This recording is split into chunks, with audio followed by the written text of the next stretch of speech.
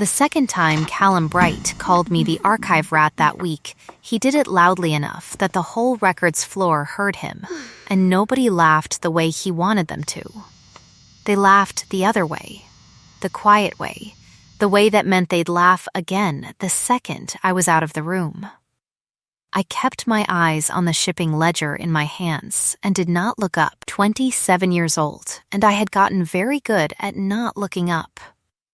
"Careful, Holloway," he said, close enough that I could smell the burnt coffee on his breath. "New director starts today. Word is she guts departments for breakfast, records first, usually nobody up top even knows your name."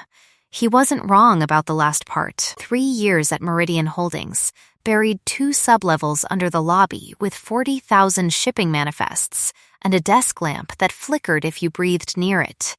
And the only people who knew my name were the ones who wanted something filed, fixed, or found by 5 o'clock. My mother's watch sat dead on my wrist, the second hand frozen at 11 minutes to 9, the exact minute she'd stopped breathing 4 years ago. I never fixed it. Some part of me had decided that if the watch stayed broken, the year could stay far away too. It didn't work. Grief doesn't care what time your watch says. I was rehearsing an apology I hadn't earned, for a coffee I hadn't spilled, on a report I hadn't written wrong, to a boss who would blame me for it anyway. When the elevator chimed on sublevel 2, which never happened, because nobody with a badge above level 10 ever came down to archives. The doors opened on a woman in a charcoal coat who filled the doorway the way weather fills a valley. Black hair pulled back hard enough to be a decision, eyes the color of a slate roof after rain. She didn't look around the way visitors did, hunting for someone to explain the mess to her. She looked directly at the ledger still open in my hands, like she already knew it mattered more than anything else on the floor. The room went silent so fast I heard the flickering lamp. "Director Voss," Callum said, and his voice had found a whole new register of oil. "We weren't expecting. I know what you weren't expecting." She didn't look at him. "I need the Halbrook shipping file. Fiscal year, 3 years back." Now, nobody moved. I moved, because moving was the only language I'd ever been fluent in when the room turned dangerous, and I pulled the file from the third cabinet on the left without checking the index, because I had built the index 4 years ago out of nothing but my own stubborn need to make something in this building make sense. I held it out. Her fingers closed over mine for exactly as long as it took to transfer the weight of the folder, and something underneath the cold rolled off her like weather changing. Black pepper, wet granite, the smell of a storm that hasn't decided yet whether to break. "You built this system," she said, not a question. "Yes," my voice came out smaller than I wanted. She looked at me then, actually looked, the way no one on this floor had looked at me in 3 years, and for 1 full second, the whole building seemed to hold still around the 2 of us. "Good," Director Voss said. "I'll need you upstairs on Thursday." Then she was gone, coat and cold air and the ghost of that storm smell trailing behind her, and Callum Bright's face had gone the color of old paper, and I understood, standing there with my dead watch and my too fast heart, that Thursday was going to change everything, and I had no idea yet how much. Thursday arrived with a board meeting I wasn't supposed to be in, and a catastrophe I hadn't caused. 9 executives sat around a table on the 40th floor, arguing over a quarterly loss nobody could explain, and somebody, Callum, smiling too wide, had volunteered my name as the archive girl who color codes things to fetch backup documentation. Mostly, I understood later. So he could watch me fail in front of people who mattered. I didn't fail. 12 minutes into the meeting, while the CFO argued that the Halbrook route had simply underperformed, I found the discrepancy sitting quiet in the numbers like a splinter under skin, a shipping manifest logged twice under 2 different vendor codes, 11 months apart. The second entry backdated to hide a gap that shouldn't have existed. $340,000, moving in a circle that only made sense if you'd spent 3 years learning to read a company's paperwork like a language. That's not underperformance, I said before I decided to speak at all. That's a route that was invoiced twice for cargo that only shipped once. The table went silent the way rooms only go silent for 2 reasons: humiliation or revelation. Director Voss, at the head of it, set down her pen. "Show me," she said. I showed her. 9 executives watched a records clerk they'd never once addressed by name walk a laminated shipping manifest across 40 feet of conference table and lay it flat in front of the director like evidence at a trial. Because that was exactly what it was. Voss studied it for 11 seconds, I counted them, because counting things was the only thing keeping my hands from shaking, and then she looked up, not at the CFO, not at Callum, at me. "What's your name?" Ren Holloway. Ren Holloway, she repeated, like she was filing it somewhere permanent. "You're reassigned. Effective now. You report to me." Callum's mouth opened and closed twice before anything came out. "Director, with respect, she's archive staff. She doesn't have clearance for. She has clearance because I'm giving it to her." Voss stood, and the room stood with her, the way rooms do around certain people without anyone deciding to. "Ms. Holloway, my office." 15 minutes. Her office smelled like her, black pepper and wet granite, and the particular cold of glass that's been cleaned too often. And when I walked in, still holding the manifest like a shield, she was standing at the window with her back to the door and the whole city laid out gray and glittering below her. "You've been down there 3 years, she said, without turning. "Reading everything, filing everything. Nobody asking you what you saw. Nobody asks archives anything, Director. I'm asking now." She turned. Up close her eyes weren't slate-colored. They were the color slate goes right before a storm actually breaks, and something in them had gone quieter, more careful, like she was handling something she didn't want to drop. "Do you know what I smell like to you?" The question landed strange and direct, the way I'd learn all her questions did. "Rain," I said, "before it starts." "And you smell like clover," she said, "and brown sugar left too long in the sun." A pause, small, deliberate. I don't say things like that to people. You should know that about me before you decide whether to walk through that door again. I walked through it again the next morning, and the one after that, and by the end of the week I had a badge that opened the 40th floor, and a mother's watch still frozen at 11 minutes to 9, ticking toward nothing. In a world that had just tilted permanently sideways. The 40th floor didn't just have carpet, it had silence. The expensive kind, the kind you only get from floors that cost more than my mother's whole house. My new desk sat 20 feet from Voss's door, and by Tuesday I understood the arrangement was less about proximity and more about the fact that she wanted me where she could see me work. The way an architect wants to watch a foundation get poured correctly the first time. Odessa Marsh, her chief of staff, did not warm to me. Odessa Marsh looked at me the first morning the way you'd look at a stray that had wandered into a boardroom and might ruin the carpet. "She's never reassigned anyone off a single meeting," Odessa said, setting a stack of files on my desk hard enough to make the point. "Not once in 9 years. Don't waste it. I don't intend to. See that you don't." A beat. Then, grudging, the Halbrook file. That was good work. She left before I could say thank you, which told me everything about how much it had cost her to say it. The building had opinions about me by Wednesday. I heard them in the elevator, in the break room, in the particular silence that fell whenever I entered a room I hadn't been invited into. Charity case. Favorite. Wonder what she did to earn it. I'd built a life out of being invisible. Being visible turned out to hurt in a whole new set of places. Voss noticed before I said a word about it. She noticed the way she noticed everything, sideways, without seeming to look. Thursday at 7 in the evening, long after everyone else had gone home, she came out of her office and found me still at my desk, a cup of vending machine coffee gone cold at my elbow, cross-referencing 3 years of shipping data because the number from the board meeting had never sat right with me. "You haven't eaten," she said. "I'm fine. That wasn't a question."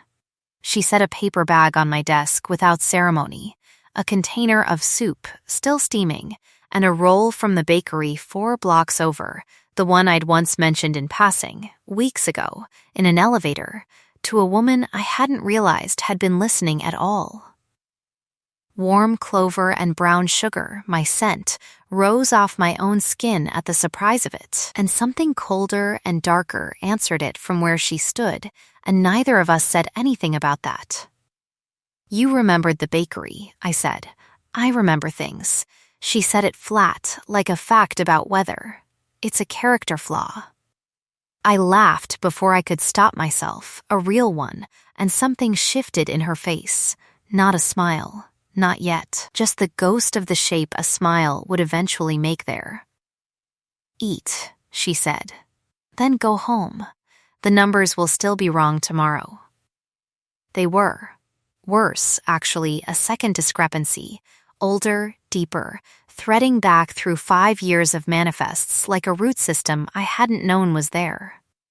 I didn't tell her that night. I told her Friday, in her office with the door closed, and watched the color leave her face the way color leaves a sky before a storm arrives. 5 years, she said quietly. "That's not a mistake. That's a system." "Someone built it to survive audits," I said. "Someone who knew exactly how deep to bury it." Her jaw worked once. Someone inside finance. I thought of Callum Bright's oily smile, his too quick volunteering of my name, his fury the day the Halbrook file surfaced. I didn't say his name yet. I didn't have to. Voss's phone buzzed on the desk between us. A message, brief, from a number she didn't announce, and whatever it said made the temperature in the room drop 3 full degrees. "Someone knows we're looking," she said, and set the phone face down, careful as a woman setting down a loaded gun. Which means we're out of time to be careful. The accusation came 4 days later, and it came for me. I was called into HR at 9 in the morning, not Voss's office. HR, 3rd floor, fluorescent lights, and a mediator I'd never met, and told that an anonymous complaint had been filed alleging I had accessed and leaked confidential financial records to a party outside the company. Evidence attached. An email, sent from an account with my name on it that I had never written, at a time I could prove I'd been standing in Voss's office with 3 witnesses. "It's fabricated," I said, hands flat on the table so they wouldn't shake. "Check the login metadata. Check the timestamp against the security badge logs." I wasn't at my desk when that email was sent. "We're taking the complaint seriously," the mediator said, in the voice people use when they've already decided something and are performing the process anyway. "You're suspended pending investigation. Effective immediately. Please surrender your badge." I surrendered it. My hands were steadier than I expected, which surprised me more than the accusation had. Callum Bright was waiting by the elevators when I came out, and he didn't even bother hiding the satisfaction on his face. "Should have stayed in archives. Archive rat," he said. "Some of us don't like being replaced by a favorite. You framed me. Prove it." He smiled, wide and ugly. "Nobody up top's going to believe the girl who filed her way onto the 40th floor over the man who's been VP of Finance for 11 years. Not without evidence. And evidence has a way of disappearing around here." I didn't get to answer because the elevator opened on Director Voss, and the temperature in that whole corridor dropped like a door had opened onto January. "Callum," she said, "my office." Now he went pale under his tan. I stood there with my surrendered badge in my hand and my heart going too fast, and Voss looked at me for exactly 1 second before she followed him. 1 second that carried more in it than most people's whole sentences, and in that second, I saw something I hadn't let myself hope was there. She wasn't looking at me like an employee. She never had been. I didn't hear what happened in that office. I heard about it after, from Odessa, who found me in the stairwell 20 minutes later with my badge still clenched in my fist and my breath still not quite steady. She overturned the suspension in front of HR, legal, and Callum Bright, Odessa said, and there was something almost like respect in her voice now, aimed at me for the first time.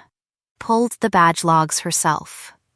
Told them if anyone touched your employment file again without her signature, she'd have their termination on her desk by end of day. A pause. I've worked for that woman 9 years. I have never once seen her raise her voice in a boardroom. She raised it today. Why? I asked, and I meant it as a real question, not a performance of humility. Odessa looked at me like the answer was obvious enough to be insulting. You really don't know. I didn't. Not yet.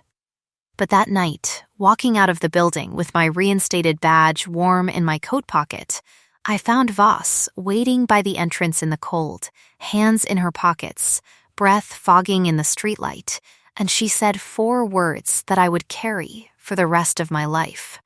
I see you, Ren. Nobody had said that to me since my mother died. My watch sat frozen at 11 minutes to 9 against my wrist, and for the first time in 4 years, I wanted it to start again. The storm hit Meridian's building 3 nights later, the kind the weather service had been warning about for a week.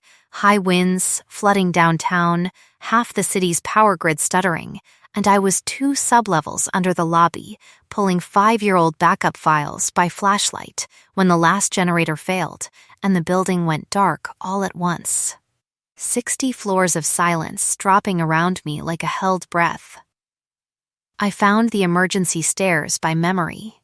I found Voss on the 40th floor, landing by scent, black pepper and wet granite, sharper now, edged with something I hadn't smelled on her before, something that took me a full 10 seconds to recognize as fear, because I hadn't believed until that moment that she was capable of it. Ren, my name in her mouth, rough at the edges. You should have evacuated with the others. I had the backup files. I wasn't leaving them for Callum to torch in a blackout. My suppressant patch had come loose sometime in the dark scramble down 5 flights, I realized, feeling the change come over me the way weather comes over a coastline, heat rising under my skin too fast, too early, 3 weeks ahead of schedule, my body picking the single worst possible night to malfunction. She smelled it the second I did. I watched it hit her, watched the alpha in her rear up instinctive and fast, watched her plant her feet and lock her jaw, and physically step backward, putting distance between us in a stairwell, barely wide enough to allow it. Your patch, she said, voice gone low and careful. How long? Just now. I can make it to the medical floor. There's an emergency dose in thee. 3 flights up, in the dark, mid-onset. No, she was already moving, flashlight beam steady despite everything else in her that clearly wasn't. Stay 4 feet behind me. Tell me the second that's not enough space. It wasn't enough space by the second flight. I told her. She stopped dead on the landing, back rigid, breathing controlled in a way that told me exactly how much control it was costing her. Tell me to stop, and I'll stop, she said, not moving, not turning around. Tell me to go, and I'll go and find someone else to bring you the dose. I won't touch you unless you ask me to. I need you to understand that before this goes any further. I don't want you to go." "That's not what I asked." "Then ask me the real thing." My voice came out steadier than I expected, steadier than I had any right to feel, with heat climbing my spine and my whole body leaning toward a woman 4 feet away, like a compass toward true north. She turned around. In the flashlight beam, her eyes had gone dark, pupils blown wide, every line of her carved tight with restraint. "Wren Holloway, may I touch you?" "Yes," I said. "Please." She crossed the 4 feet slowly, giving me every second to change my mind, and when her hand finally came up to my jaw, it was gentle enough to break something open in my chest that had been shut for 4 years. She didn't kiss me. She pressed her forehead to mine instead, breathing me in, black pepper and wet granite, and underneath it, something warmer than I'd ever smelled on her, and murmured against my skin like it cost her everything to say out loud. I have wanted to do this since a Thursday in a records room, and I have never once let myself want anything that badly. Her thumb traced my cheekbone, feather light. "Ask me to stop, and I will." "Don't stop," I said. "Get me that dose, and then don't stop." The generator kicked back on 4 floors up as we reached the medical suite, lights flooding the hallway gold, and in that sudden brightness, she looked at me the way Odessa had described, like a woman who had waited 9 years to stop waiting, and somewhere below us, in the recovered dark of finance's floor, a door I hadn't heard closing had just closed. She didn't leave once the dose took hold. She sat with me in the medical suite through the worst of the fever edge, feeding me ice chips and telling me, in a voice gone unguarded for the first time since I'd met her, about a woman named Iris. "My wife," she said, watching the storm settle outside the window instead of watching me. Which I understood was the only way she could get the words out at all, 6 years ago. She was an accountant, brilliant, methodical. She found a fraud pattern at her firm, reported it up the chain the right way, did everything by the book. Someone made sure she never got to testify. A muscle worked in her jaw. Brake line. Rain-slick road. They called it an accident. I have spent 6 years building a reputation cold enough that nobody would ever get close enough to hurt me through it again. And now? Now I found a records clerk who reads shipping manifests the way other people read poetry, and I am terrified in a way I haven't let myself be since the funeral. She looked at me then, finally, and there was nothing cold in it at all. "That's not a complaint, Wren. It's a confession." I told her about Mara, my sister, 23, born with a kidney condition that had eaten every spare dollar I'd made since I was 19. The reason I'd sold my mother's books one at a time until only the frozen watch was left of her at all. I told her about the paperback I'd loved most, sold for grocery money 2 winters ago, half finished. The ending I still didn't know. I told her, because the fever had burned the guard rails off my mouth, that I had never once seen the ocean, despite growing up 40 minutes from it, because there had never once been 40 minutes to spare. She listened to all of it like she was building an index of her own, the way I'd once built one out of 40,000 manifests, filing every detail somewhere she clearly intended to use. 3 days later, back on my own 2 feet, she handed me a small velvet box across her desk with the particular awkwardness of a woman who did not often give gifts. Inside sat my mother's watch, cleaned, restored, the second hand sweeping smooth and sure around a face I hadn't seen move in 4 years. "You never wore it running," she said. I noticed. Odessa found a watchmaker who specializes in antiques. I had it done Tuesday. I couldn't speak for a moment. When I could, all I managed was, "It's been stopped since she died." I didn't know if I wanted it fixed. I know, Voss said. Quiet. I fixed it anyway, because I think you deserve to stop being afraid of time passing. Whatever you decide to do with it now is yours. I put it on. It ticked against my wrist for the rest of the afternoon, and every hour it kept moving felt like something healing that I hadn't realized was still open. We were still sitting there, her hand loosely covering mine on the desk, when Odessa knocked twice and let herself in without waiting, which told me before she spoke that whatever she was carrying was bad. "Director," she said. "It's Callum. He's gone to the board directly, and he's got Ren's sister's name in his file." Mara's name in a file belonging to Callum Bright meant only one thing, and it took less than an hour to be confirmed. He'd found the loan I'd taken against her medical bills, found the collections notice 3 months overdue, and had quietly leaked to 2 board members that the director's new favorite was financially compromised and therefore a security risk, timed precisely to bury the fraud investigation under a scandal about me instead. By 4 that afternoon, I was photographed leaving the building by a reporter I never saw, and by 6 a story had gone up online with my name spelled correctly and every fact about my life twisted into something ugly. Director Voss's inner circle. Financial liability or personal favorite?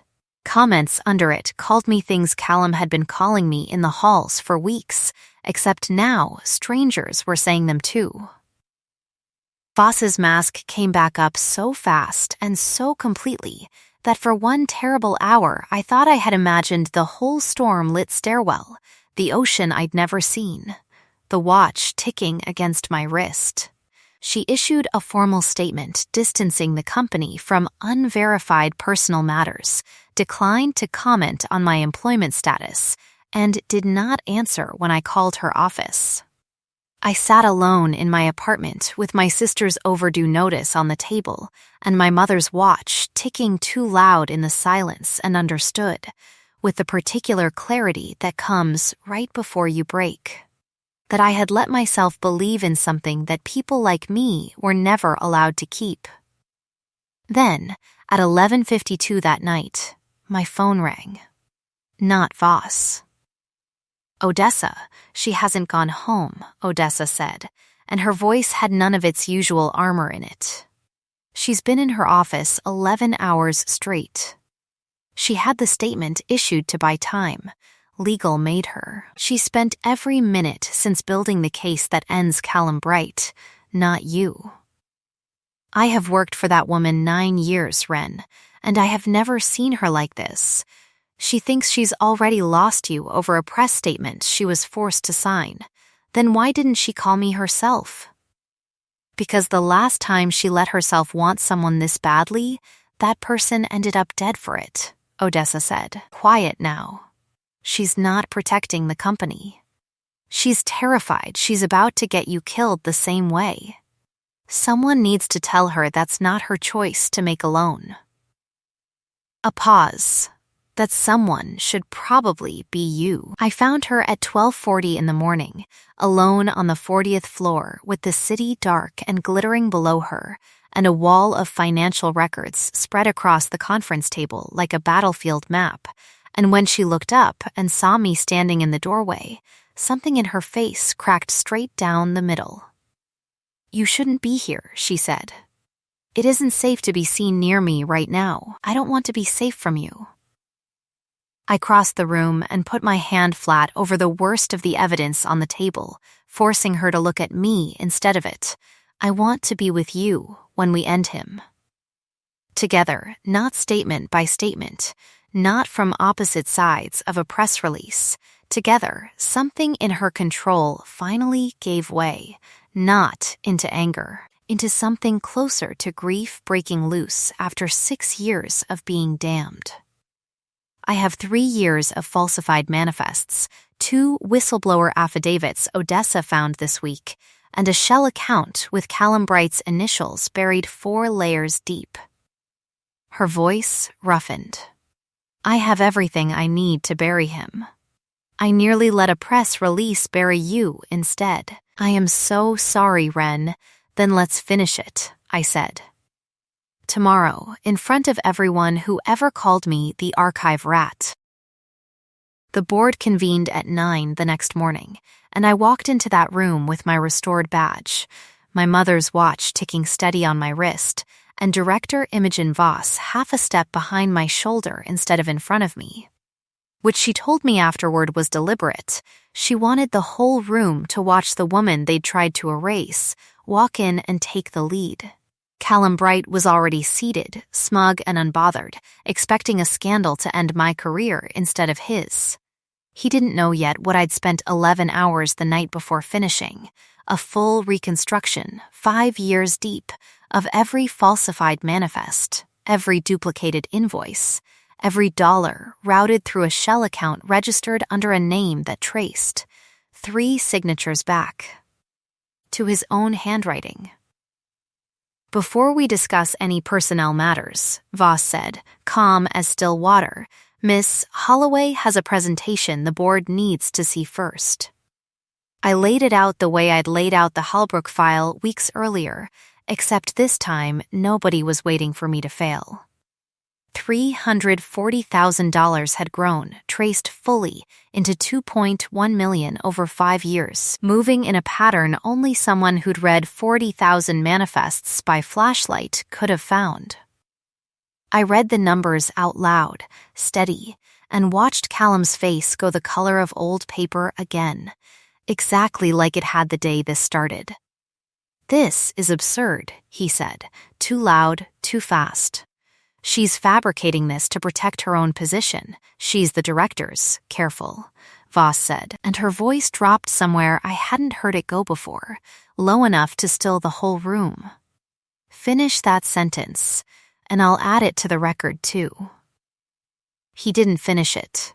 Security did the rest, 2 officers at the door, a folder of affidavits passed hand to hand around the table, the particular silence of a room realizing it had believed the wrong person for weeks. Callum Bright was escorted out at 9:47 in the morning, and not one person who had once laughed at his jokes about the archive rat said a single word in his defense.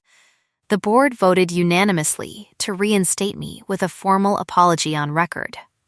It was Odessa, of all people, who stood at the end of the meeting and said the line that would follow me the rest of my career at Meridian in 9 years.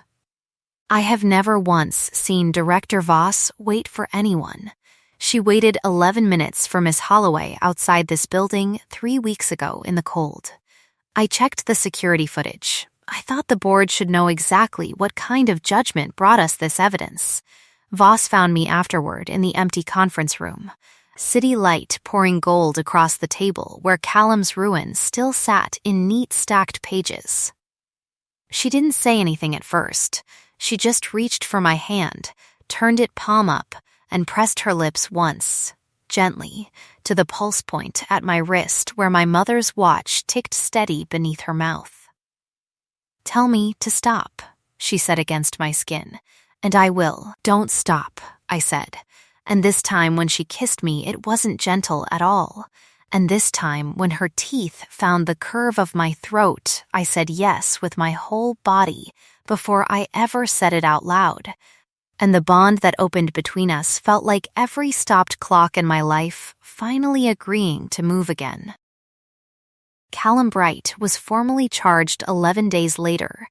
Embezzlement, falsification of records, retaliation against a whistleblower, and 2 of the co-workers who'd laughed loudest at his jokes were quietly let go the following month for their part in the harassment complaints that finally, properly, got investigated once nobody was afraid to file them. The company paid Mara's outstanding medical debt in full as part of my settlement over the false accusation, though Voss told me privately, hand warm over mine, that she'd have paid it herself and called it nothing at all. She proposed on a beach 40 minutes from the city I'd lived in my whole life and never once visited, on a gray morning that turned gold exactly as the sun cleared the water, kneeling in wet sand in a coat too nice for it, with a small box that held her grandmother's ring. I told you once that I remember things, she said, steady even with her hands not quite steady at all. I remembered the ocean. I remembered the book you never finished. It's on your nightstand now, whole. I remembered every part of you that this world decided wasn't worth noticing, and I have spent every day since deciding otherwise. A breath. Marry me, Ren Holloway. Let me spend the rest of my life proving I see you. Yes, I said, before she'd even finished asking, and the sound she made against my mouth when I kissed her was the closest thing to unguarded joy I ever heard from her. We bonded fully at the wedding 6 weeks later, small and warm, Odessa standing witness with something suspiciously bright in her eyes, Deja from the mailroom crying loud enough for both of us, my sister Mara, healthy and laughing in the front row. Voss said her vows in the same calm declaratives she used for everything that mattered to her. I choose you, every day, on purpose, not because instinct told me to, but because you are the truest thing I have ever found. And when I said mine back, I called her, for the first time out loud in front of everyone, my brilliant, impossible archive rat's favorite person, and she laughed. Actually laughed, bright and unguarded, and half the room told me afterward they had never once heard that sound from her before. A year on, my mother's watch still ticks steady on my wrist, and some mornings I wake to find Imogen already awake beside me. Black pepper and wet granite gone warm and settled the way a storm settles into ordinary rain. Watching the light move across the ceiling like she still can't quite believe she gets to stay for it. The office nickname followed her home, softened past recognition. I call her the glacier sometimes, low against her collarbone, and watch it melt every time. It was never her power that saved me, and it was never my invisibility that kept me safe.